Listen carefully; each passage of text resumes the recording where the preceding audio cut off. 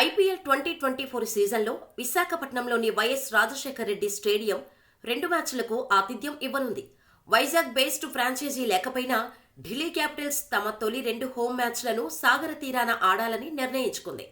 IPL 2024 షెడ్యూల్ను BCCI గురువారం ప్రకటించింది. ఎన్నికల నేపథ్యంలో ముందుగా 21 మ్యాచ్ల వివరాలను మాత్రమే వెల్లడించింది. లోక్సభ ఎన్నికల షెడ్యూల్ విడుదలైన తర్వాత మిగతా 52 మ్యాచ్ల షెడ్యూల్ని ప్రకటించనుంది. మార్చ్ 22న ఈ క్యాష్ రిచ్ లీగ్కు తెరలేపనుంది.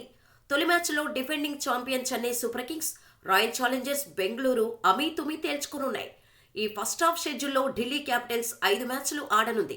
ఇందులోని తమ హోమ్ గ్రౌండ్ మ్యాచ్లను ఢిల్లీలోని అరుణ్ జైట్లీ మైదానం కాకుండా ఆంధ్రప్రదేశ్లోని విశాఖను ఎంచుకుంది. అయితే ఉమెన్స్ ప్రీమియర్ లీగ్ ఎలిమినేటర్తో పాటు ఫైనల్ మ్యాచ్లు ఢిల్లీ వేదికగా జరగనున్నాయి.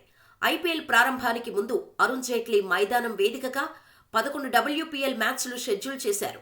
వరుస మ్యాచ్ల కారణంగా పిచ్లో జీవం పోయే అవకాశం ఉండటంతో ఢిల్లీ మేనేజ్మెంట్ ఈ నిర్ణయం తీసుకుంది. తమ హోమ్ మ్యాచ్లను విశాఖకు తరలించింది. మార్చి 31న చెన్నై సూపర్ కింగ్స్, ఏప్రిల్ 3న కేకేఆర్తో ఢిల్లీ క్యాపిటల్స్ విశాఖ వేదికగా ఆడనుంది. ఇక తమ తొలి మ్యాచ్ను మార్చి 23న ఆడనుంది. మొహాలీ వేదికగా పంజాబ్ కింగ్స్తో జరిగే మ్యాచ్తో ఢిల్లీ క్యాపిటల్స్ తమ క్యాంపెయిన్ ప్రారంభించనుంది. మార్చి 28న జైపూర్లోని రాజస్థాన్ రాయల్స్తో, మార్చి 31న విశాఖ వేదికగా చెన్నై సూపర్ కింగ్స్తో, ఏప్రిల్ 3న విశాఖ వేదికగా కేకేఆర్తో ఢిల్లీ క్యాపిటల్స్ తలపడనుంది.